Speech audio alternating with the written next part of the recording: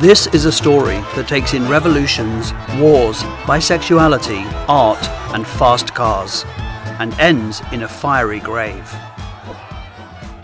Tamara de Lempicka transformed the spirit of the Jazz Age into a sleek visual language of polished surfaces, chrome curves, sharp angles, and dangerous glamour, capturing a world intoxicated by speed, sex, and modernity. She was powerful, dynamic, glamorous, and she was subversive. Some called her the goddess of the automobile age, but she was also known as the Baroness with a brush. Dazzlingly charismatic, openly bisexual, and deeply immersed in Parisian nightlife and high society, she embodied the same confidence that animates her portraits. With Lempicka, it's hard to work out what was true and what wasn't. She carefully constructed her own image in the same way she constructed her paintings. Nowhere is this clearer than in her most famous painting, Autoportrait, or Tamara in the Green Bugatti, a painting that truly encapsulates the spirit of modernity. In her hands, women were not passive beauties to be admired from a distance. They were confident, worldly, modern, and unapologetically in control. She claimed agency, not just for herself, but for every woman who appeared in her work. This episode discusses that iconic self-portrait, which brings together her charisma, her worldview, and a pivotal moment in history into a single, unforgettable image.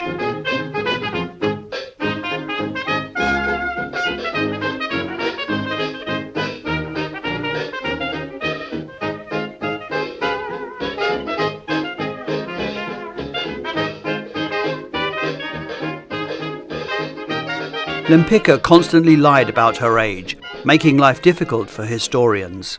But we now know that she was born Tamara Rosa Hurwitz in Warsaw on the 6th of June 1894. Her parents were Jewish but converted to Christianity before her birth, partly as a means of protection, as at the time Warsaw was part of the Russian Empire and anti-Jewish sentiment was intensifying. Waves of pogroms swept through the empire, and for wealthy Jewish families like Lempicka's, conversion offered a degree of safety. Her childhood was financially privileged, but emotionally unsettled. Her father disappeared when she was still young, possibly by suicide, though the details remain murky.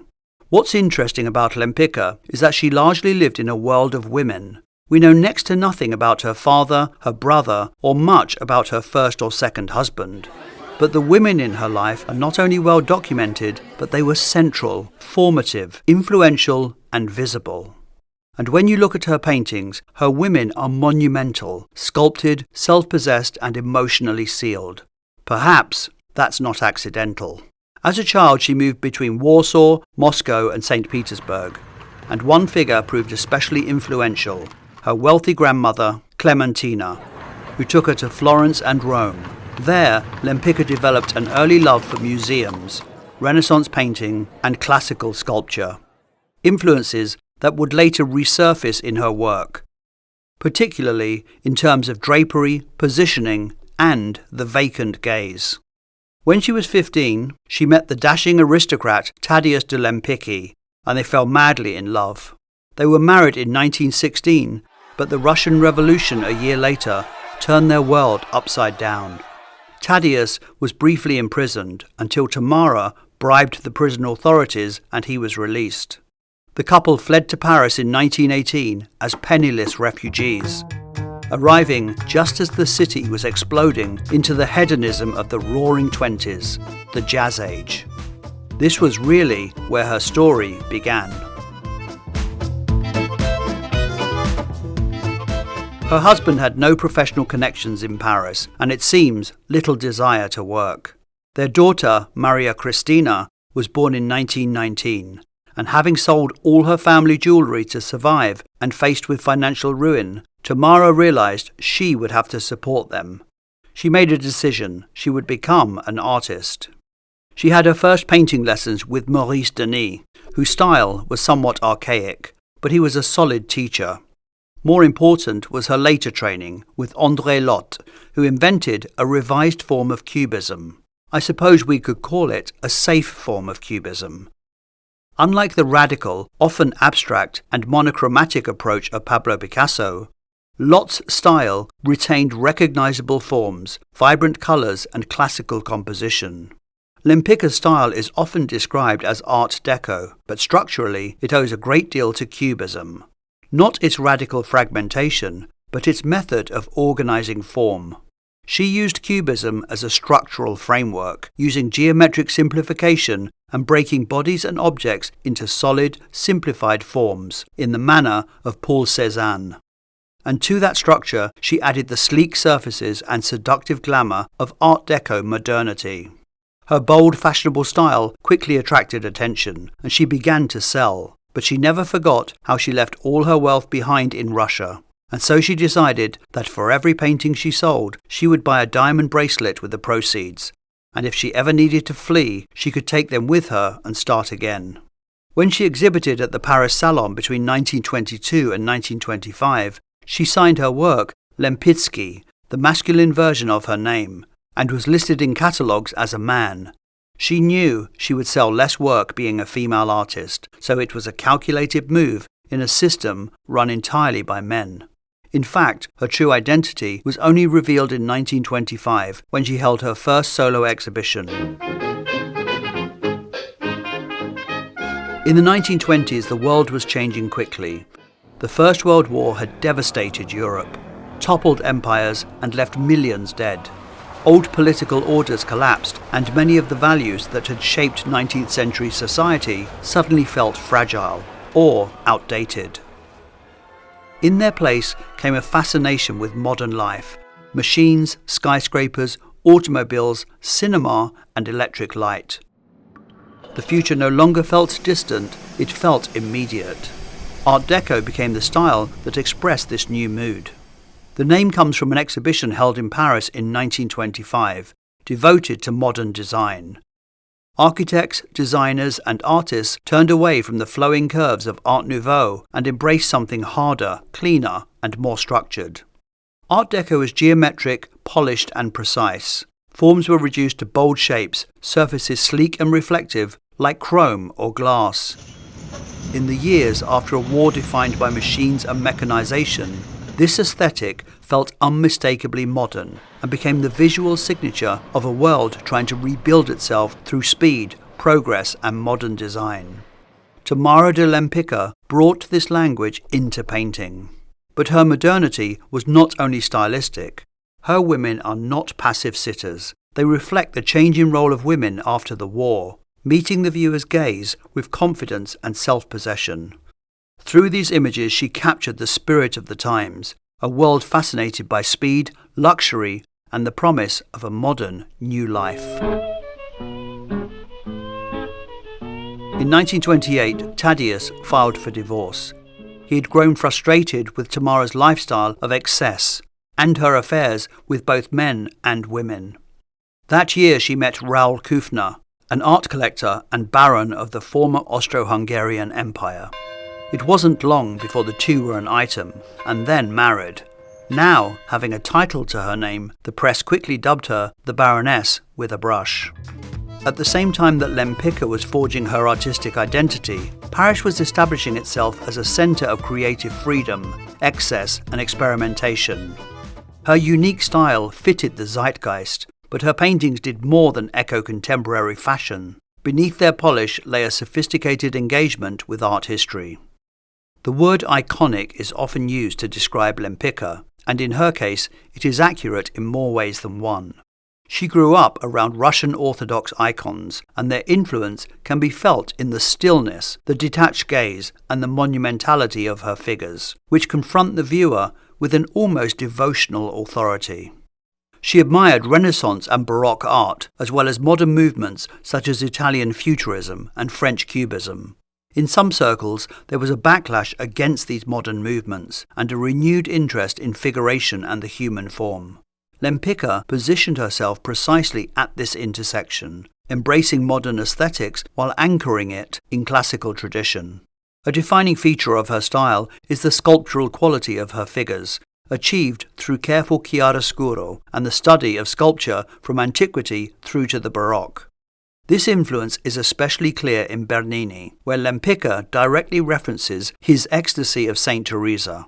Her version heightens the erotic tension already present in the sculpture, transforming it into a knowingly sensual and subtly sapphic image. She particularly admired the cool, marble-like classicism of Ingres, whose influences become clear when comparing the Turkish bath with her 1929 painting, Women Bathing. Likewise, her most famous nude, which portrays her lover, Raffaella, seems to nod to Courbet's La Bacchante. It was this synthesis between classical composition and modern geometric structure that allowed her to develop an instantly recognizable style, and Lempicka would funnel all of these influences along with a carefully crafted self-image into the painting that would come to define her.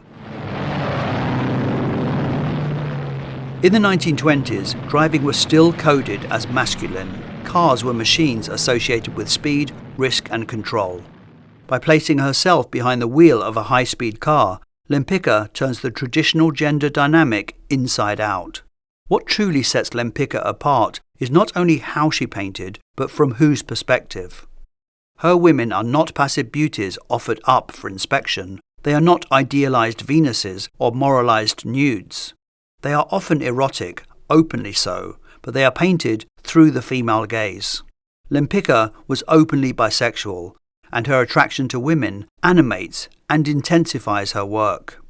In this painting, clearly inspired by the futurist movement's obsession with cars and speed, a cool, knowing gaze meets us head-on. Half-closed eyelids suggest someone fully aware of her power and entirely comfortable with it. One gloved hand rests lightly on the steering wheel of a fast, expensive Bugatti. The billowing folds of a scarf fluttering out to her right create the illusion of motion and clearly shows the geometric influence of Cubism. And the striking diagonal line of the car door cuts across the composition like a shield, separating her from us. She looks outward but remains unreachable. A flash of vermilion animates the faintest trace of a smile on the lips of the driver.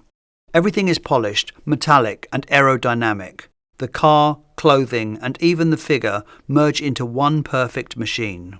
But how much of this painting is style and how much is substance? Just as Jacques-Louis David had portrayed Napoleon calm upon a fiery horse more than a century earlier, as I showed in my video about that painting, Lempicka shows herself in control of one of the most powerful machines of her time. In both cases, the image is less about factual accuracy than about symbolic truth. In reality, Lempicka didn't own a green Bugatti. She drove a small yellow Renault. But this image wasn't about depicting mundane reality. It was about the story she wanted to convey. It was a statement about wealth and status and how she wanted to be seen, and by extension, how other women could imagine themselves. The painting was created for the front cover of Die Dame, a German fashion magazine aimed at affluent, sophisticated urban women. Its circulation was wide, and the impact was immediate. The image caused a sensation. Lempicka became famous almost overnight, and portrait commissions flooded in from the wealthy elite. The car itself is central to the message, and the composition may have been inspired by this photo, showing a young actress posing in a Bugatti. Alongside the glamour, speed and power of the car comes a hint of danger. Let's look again at that dramatic billowing scarf. In 1929, viewers would have remembered the dancer Isadora Duncan, who had died just 2 years earlier when her scarf became entangled in the wheels of a sports car. As some historians have noted, there is a certain horror behind the perfection of images like this. Machines as symbols of power and liberty, but also of danger. Being in control of something dangerous was part of the point. Lempicka makes a nod to images of the past where men have been shown in control of powerful steeds, and places herself in the role of the one in charge. For all its glamour, the painting is really about control. A woman who has placed herself firmly in the driving seat of modern life. Lempicka's association with Art Deco created her success, but it later became a burden as taste changed along with art styles. It meant that she was forgotten about for decades. Today, her paintings resonate once again, because they anticipate a world where identity is constructed, curated, and performed, and because they can still challenge assumptions. Some describe her work as purely stylistic, a painterly expression of Art Deco elegance. But to see it like this is to miss her deeper ambition. She was trying to make something uniquely her own, and in doing so, she was painting power, asking who gets to possess it, and who gets to look. After fleeing to the US at the onset of the Second World War, Lempicka moved to Mexico in the 1970s and died there in 1980. Her dying wish was that her ashes should be taken by helicopter and scattered into a volcano, a final, theatrical gesture worthy of the persona she had so carefully constructed. Throughout her life, she forged an identity and style that was uniquely hers. As she once said, with characteristic confidence, "Among 100 paintings, you could always recognize mine."